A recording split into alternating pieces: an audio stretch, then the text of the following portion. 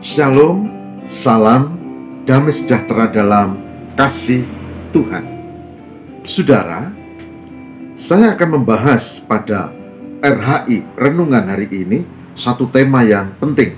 Ada banyak yang bertanya kepada saya, mengapa orang beriman, orang Kristen bisa sakit?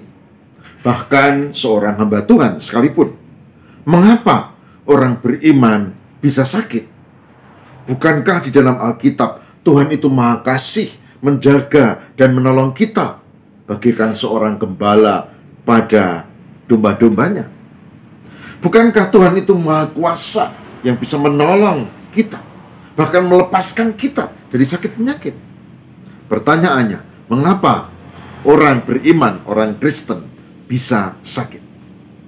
Saudara, saya akan membahas ini berdasarkan firman Tuhan, dan saya berharap ini akan menjadi tambahan pengertian baru buat kita dan menjadi perenungan yang mendalam sehingga kita bisa menghadapi kehidupan dengan baik. Izinkan saya, Pendeta Lukas Eko Sukoco dari Padepokan Diakonia Mitra Kinasih GKJ Purworejo, siap untuk mendampingi, menghantar dalam RHI Renungan hari ini berdasarkan kebenaran firman Tuhan. Siapkan dirimu dan biarlah ini menjadi berkat untuk saudara, saya, dan untuk kita semua. Mengapa orang beriman, orang Kristen bisa menderita sakit? Tuhan memberkati. Mari kita siapkan diri kita. Ada seorang yang bernama Gehazi, dan dia adalah orang kepercayaan dari seorang nabi. Begitu dikisahkan dalam Alkitab. Dan suatu saat nabi, namanya Nabi Elisa, kedatangan orang yang sedang sakit kusta dan minta supaya diruat, disembuhkan, ditolong. Dan terjadilah proses itu. Sembuh, saudara. Nah, ketika orang ini pulang, namanya Naaman, Gehazi, orang kepercayaan Nabi Elisa ini mengejarnya. Gitu. Tuanku, loh, ada apa? Bukankah engkau bujang kepercayaan dari Nabi Elisa? Betul, tuanku. Saudara bisa membaca dalam Alkitab. Dan Lisa punya bujang, punya ini pembantu kepercayaan namanya Gehazi. Lalu Gehazi ini berkata, tuanku, begitu tuanku pulang, ada orang dari gunung yang minta pertolongan dan butuh ditolong.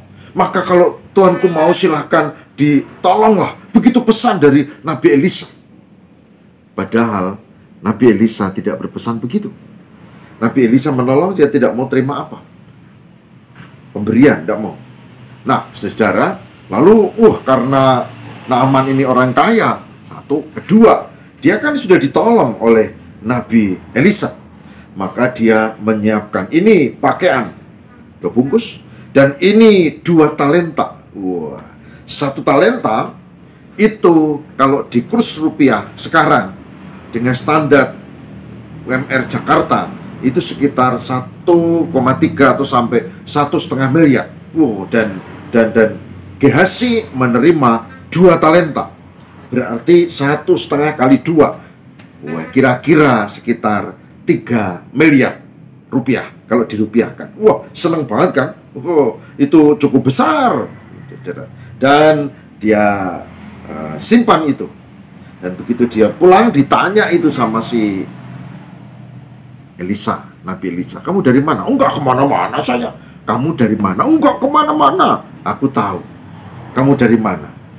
Kamu menerima uang dan kamu bisa membeli rumah bagus, kambing domba, dan kamu juga bisa membeli kebun anggur, bahkan kebun zaitun, dan seterusnya. 3 miliar. Itu ya kalau dalam bahasa sekarang.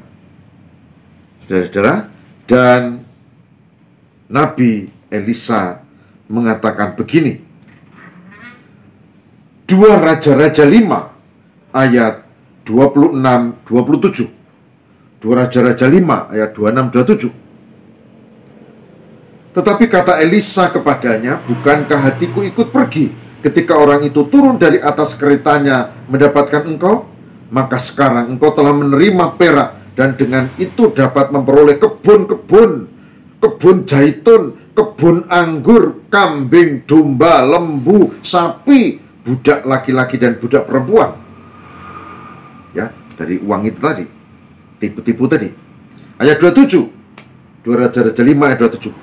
Tetapi penyakit kusta Naaman akan melekat kepadamu dan kepada anak cucumu untuk selama-lamanya. 2 Raja-Raja 5 ayat 26-27. Dan Gehazi menderita kusta, termasuk anak-anak dan cucunya. Ini kisah dalam Alkitab, 2 Raja-Raja 5 ayat lengkapnya ayat 1-27. Saudara, Gehazi sakit karena dosanya sendiri. Jadi bisa orang beriman itu sakit karena dia jatuh dosa. Bisa. Itu yang pertama, bisa jatuh dosa. Saya sakit karena saya jatuh dosa. Bisa. Tentu tidak seperti Gehazi, bisa macam-macam kan? Bisa karena ya hobinya naik motor kenceng, kemudian kebut-kebutan, kemudian tidak hati-hati, kecelakaan. Bisa. Tidak hati-hati. Ya, doanya Tuhan tolong, tapi dia tidak melakukan doanya itu dalam perjalanan, saya misalnya, sehingga seperti tadi. Itu kemungkinan pertama, orang sakit karena dia berdosa. Kemungkinan kedua dari bacaan ini, karena warisan pengaruh dari orang tuanya. Ada penyakit-penyakit yang memang itu turunan. Kalau dalam bahasa Alkitab, ya tadi itu yang dilakukan Gehazi. Tadi dalam bahasa medis sekarang, memang ada penyakit-penyakit yang itu gennya dari orang tua kita. Ada. Dan kita harus minta Tuhan untuk tolong. Kalau kita berdosa, kita harus bertobat dan minta pengampunan dari Tuhan. Kalau orang tua kita kasih ini gen keturunan penyakit, ya kita berupaya dan kita mohon kekuatan dan penyertaan Tuhan. Orang beriman sakit, 1, karena dosanya sendiri, 2, karena orang tuanya.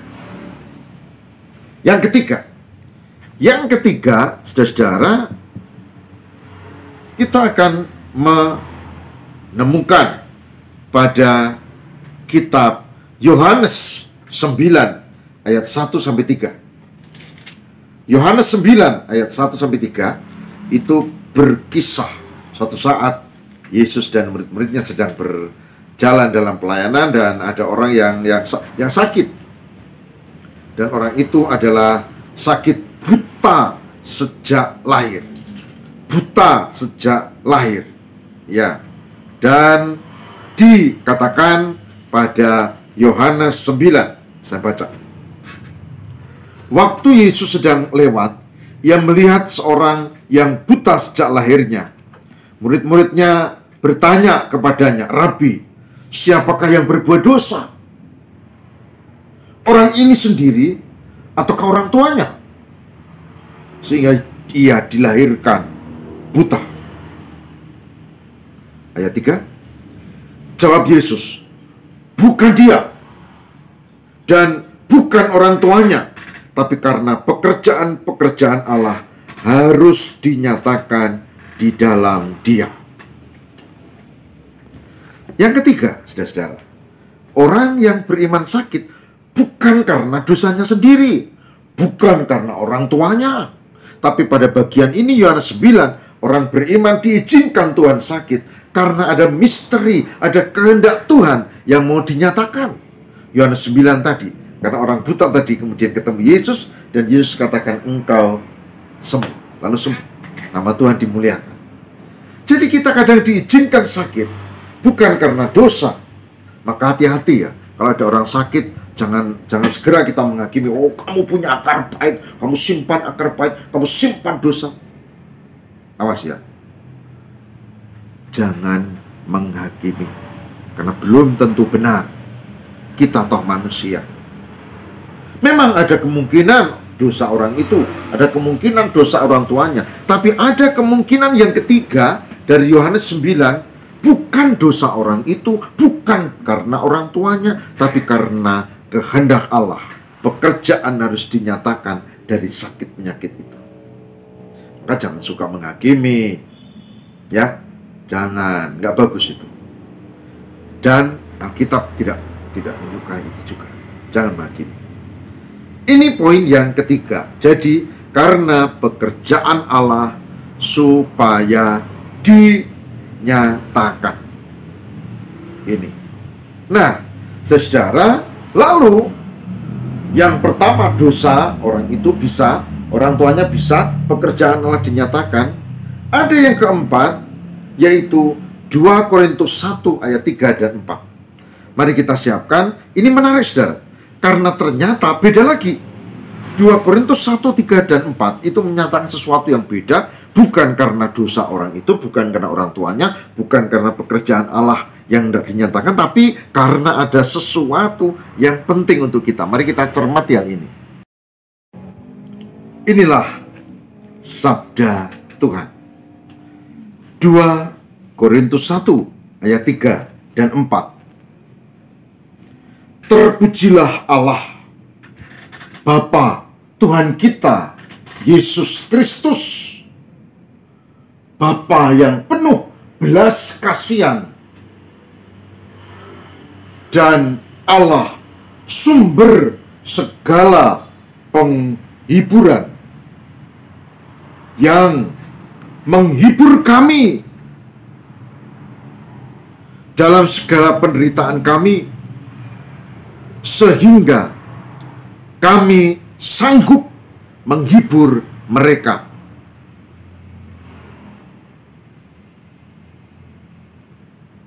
Kita teruskan. Yang berada dalam bermacam-macam penderitaan dengan penghiburan yang kami terima sendiri dari Allah. Saya baca ulang. Terpujilah Allah Bapa Tuhan kita Yesus Kristus, Bapa yang penuh belas kasihan dan Allah sumber segala penghiburan, yang menghibur kami dalam segala penderitaan kami, sehingga kami sanggup menghibur mereka yang berada dalam bermacam-macam penderitaan dengan penghiburan yang kami terima dari Allah sendiri. Oke. Ya, 2 Korintus 1 ayat 3 dan 4. Apa? Kalau diringkas 2 Korintus 1 ayat 3 dan 4, kalau diringkas adalah kita menderita, kita sakit, ya. Tuhan izinkan kita sakit karena apa? Karena kita supaya bisa memiliki kepekaan pada pelayanan, dan kita bisa melayani orang setelah kita sakit dan disembuhkan. Jadi sakit bukan karena dosa orang tua, bukan karena dosa kita sendiri, bukan karena itu untuk kemuliaan Tuhan secara khusus, tapi karena Tuhan melatih kita yang keempat, supaya kita punya kepekaan pelayanan, sehingga kita bisa menghibur orang lain. Oleh sebab itu, kalau Tuhan izinkan kita punya masalah, Tuhan punya kesulitan, kita punya penyakit dan apa, jangan segera semblah.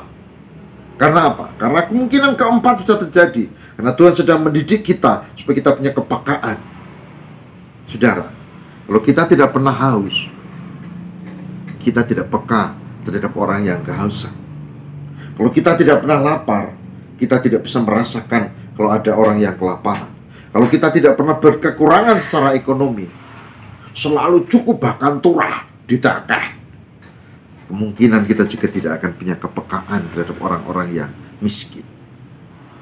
Jadi, sakit penyakit, penderitaan, kesulitan, bisa jadi itu dipakai Tuhan untuk mendidik kita supaya kita fight dalam pelayanan. kita peka di dalam pelayanan. Oke. Nah, saudara-saudara, sudah 4 nih ya. 1, sakit bisa karena dosa sendiri, bisa karena salah orang tua, bisa juga tadi dikatakan karena pekerjaan Tuhan yang tidak dimuliakan. Dan yang keempat, bisa nih karena memang Tuhan mendidik kita untuk memiliki kepekaan di dalam pelayanan. Saya ketemu di AKPI, ada sahabat saya ya yang dia terkena HIV/AIDS dan dia bisa hidup bersama HIV/AIDS, dan dia dipakai Tuhan untuk menguatkan, menolong, karena dia dan istrinya hidup dengan HIV/AIDS dan dia melakukan pelayanan, bahkan anaknya juga gitu, dan dia masih sehat sampai sekarang. Itu saudara. Ada juga yang diizinkan Tuhan kena COVID-19 dan dia dipulihkan, lalu dia bisa melayani supaya tidak menyepelekan COVID-19. Di sisi lain supaya tidak lupa berpengharapan pada Tuhan selain kita berbuat sesuatu yang menolong kita. Yang terakhir, yang kelima. Yang kelima, bukan karena dosa sendiri, bukan karena orang tua, bukan karena ada pekerjaan khusus kemuliaan Tuhan, bukan karena peka akan pelayanan, tapi yang kelima ditulis dalam kitab Mazmur, yaitu Mazmur 119 ayat 71. Apa itu? Saya baca dulu ya. Mazmur 119 ayat 71. Begini. Bahwa aku tertindas itu baik bagiku, supaya aku belajar ketetapanmu.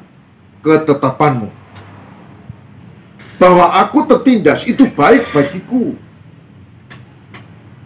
supaya aku belajar ketetapanmu. Apa itu nomor 5? Yang kelima adalah kita diizinkan Tuhan oleh Tuhan menderita atau sakit karena supaya kita menyadari kita ini ringkih, ini lemah, dan kita bergantung pada pertolongan Tuhan. Tuhan yang penuh kuasa, itu ketetapan Tuhan. Jadi, saudara, mungkin ada, atau mungkin saudara sendiri, atau kita ada yang sakit, bukan karena dosa sendiri, bukan karena orang tua, bukan karena ketetapan Allah, bukan karena supaya nanti itu memiliki kepekaan pelayanan. Tapi yang kelima adalah karena kita diajari supaya kita bergantung kepada Tuhan. Tuhan itu Sang Maha yang penuh kuasa, dan ketetapannya itu penuh misteri. Jadi kadang ada yang kita harus jujur akui, ini karena misteri ilahi. Ayub sakit, ya, sampai dia menderita. Hartanya habis, anak-anaknya meninggal, kemudian dia sakit dari ujung rambut sampai ujung kaki, ya, saudara. Dan kalau saudara mengatakan, oh kamu punya akar pahit, salah. Ayub orang yang baik. Oh kamu dosa, salah. Ayub tidak berbuat dosa dalam kesaksian Alkitab. Kalau mengatakan, oh salah orang tuamu, bukan, orang tua Ayub enggak tertulis dan tidak salah. Pekerjaan Allah dinyatakan, mungkin, ya, itu yang keempat.